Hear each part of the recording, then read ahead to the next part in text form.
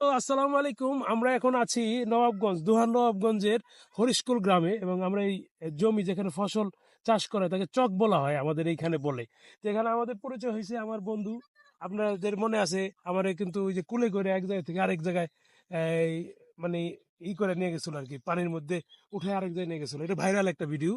আমাদের বিএসবির একজন ভক্ত, তাকে আমরা বিএসবির একটা টি শার্ট উপহার দিচ্ছি আমার বন্ধুকে, আমার বাল্য বন্ধু, আমাদের গ্রামের এই বাল্য বন্ধুর কাছে আমরা উনি ওনার এই জায়গায় যা দেখতেছেন, এখানে এখানে যা আছে তার অর্ধেকই তার, মানে এই এই যে বিশাল জমি দেখতেছেন, এই যে বিশাল চক, এটা অর্ধেকই আমাদের ফায়েজের।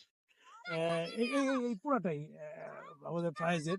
মানে অর্থের অঙ্কে যদি আমরা দাঁড়াই, আমাদের থেকে তো অনেক ধনী। আলহামদুলিল্লাহ।